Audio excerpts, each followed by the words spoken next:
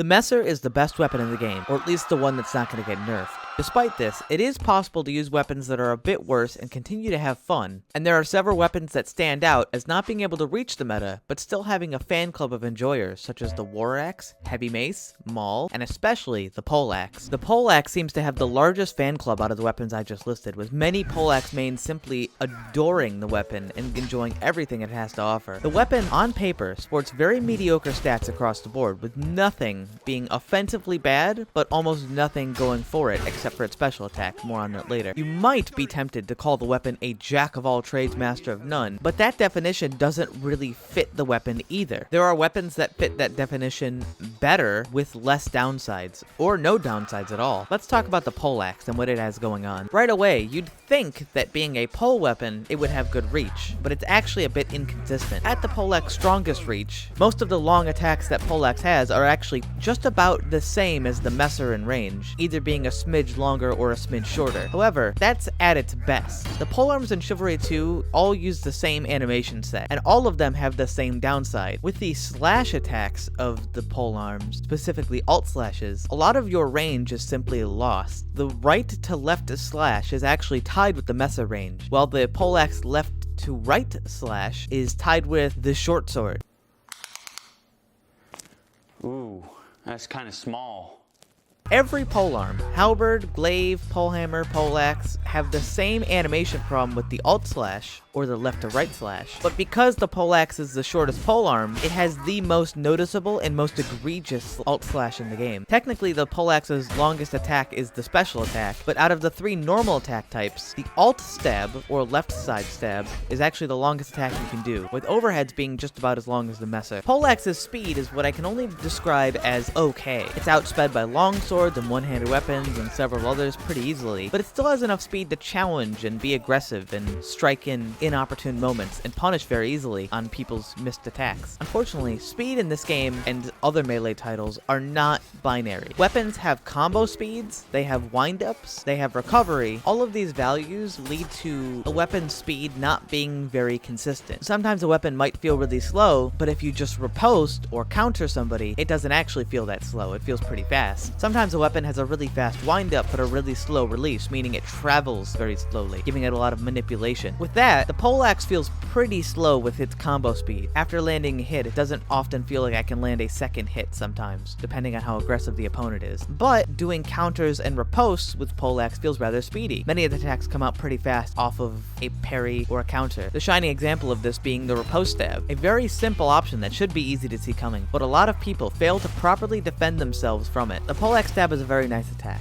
able to be dragged while also being quite damaging for a stab and being as fast as it is. The Poleaxe hits an important metric for all of its attacks, in swing manipulation. The slash, stab, and overhead are all draggable, meaning that they can all be slowed down for a fairly long time without the use of heavy attacks, giving it significant more mix-up pressure and making it easier to actually aim with less chance of a miss. But don't get too excited. The Poleaxe drags are not very special, and many slower weapons have more effective drag than the Poleaxe does. The Poleaxe damage is usually what people think of when they think about its mediocrity, while the stab on the Poleaxe is actually rather high, featuring the most damaging heavy stab in the game, tied with halberd at 70, its other damage values are lackluster at best. A 50-70 damage chop overhead is good, but it's nothing to stand out, with even the Dane Axe having a more damaging overhead. The slash unfortunately hits peak pathetic with 40 on a light and 55 on a heavy. The damage alone wouldn't be so bad, but let's not forget about those slash ranges. Yikes.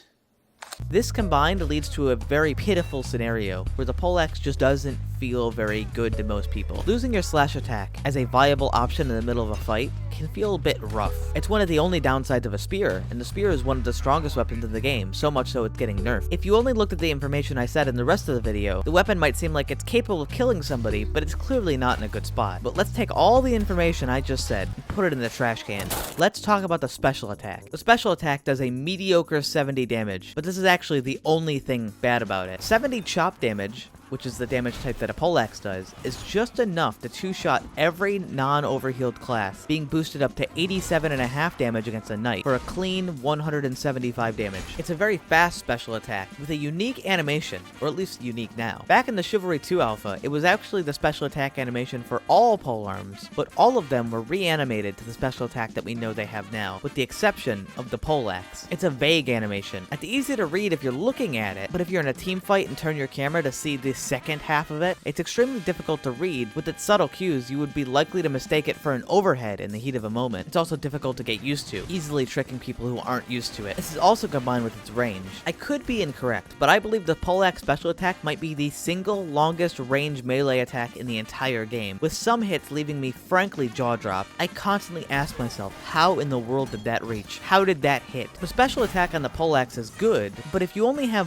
one good attack, then all someone would have to do is stop you from doing that one attack. But this is where the rest of the weapon shines. What would normally be mediocre is now a very careful set of tools able to deal with just about any threat. Fighting off multiple opponents is surprisingly doable with the Poleaxe. Fighting messers, longswords, and other meta weapons does not feel like an impossible task. The Poleaxe has what I would describe as a good matchup spread. In fighting games, it's common to label matchups such as 6-4, 7-3, 55-45, and an even matchup of 5-5. These numbers represent win ratios of two things fighting each other. If two equally skilled opponents fought in a matchup with 6-4, then on paper, one player would win 6 times and the other would win 4 times, which is by no means unwinnable for the 4. I believe the Poleaxe's really special ability is actually that there are no unwinnable matchups, with your worst matchup being 6-4. If you look at the Warhammer to contrast, the Warhammer is a very powerful weapon which easily dominates a lot of its good matchups, doing insane stamina damage with very fast time to kill, a lot of pressure. Yet, if you fight someone using a halberd or a spear, the Warhammer can feel almost useless. When using halberd, a really fast weapon with a lot of jabs, pressure, a good playstyle to match, if they get into range, it can feel really oppressive and almost feel like the halberd is useless. Poleaxe never feels like it's unable to compete, and this is very important to its usability. Other than some of the best duelists in the game, I can defeat even extremely good players with the Poleaxe. To understand how to use the Poleaxe, there's a lot of fundamentals to nail down, including how to utilize riposte properly, when to riposte and counter, and what attacks you should be doing. Even very good players can have trouble by you simply deciding to parry instead of a counter. This is one of Poleaxe's best features, and it would only be accented and improved if this stat worked, which it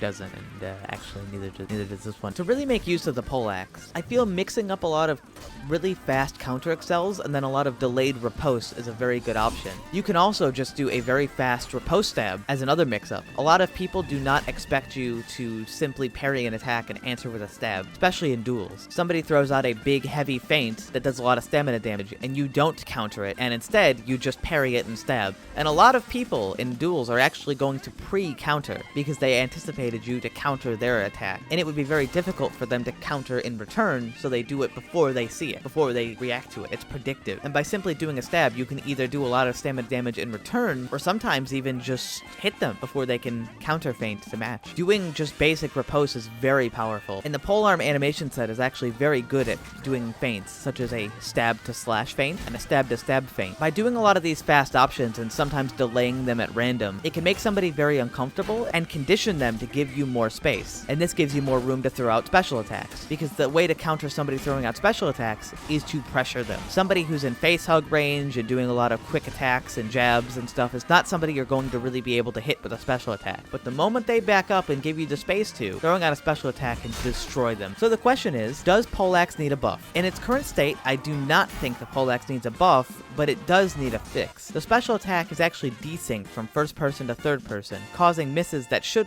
be hits and hits that should be misses. I think the range of slashes need to be fixed desperately, for all polearms, but this one especially. And if I really want to be generous, I think the slash damage could be buffed a little bit, if anything. Maybe 5 damage on the light or heavy. Personally, I think the range is the biggest problem of Poleaxe, not so much the damage. So I wouldn't exactly give the Poleaxe a slash buff if I could. I would just fix the range on it. I also think these stats should probably work, but that goes for every weapon actually. The Poleaxe might not be the best weapon in the game, but it's stylish, and you don't have to use the best weapon in the game to kill somebody. And regardless of too strong or too weak, sometimes it's fun to just do something a little different.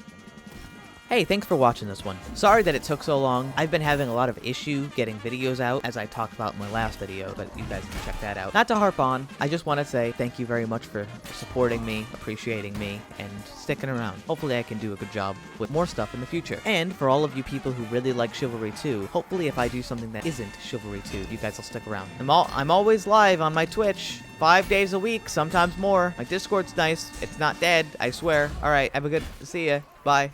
Love you.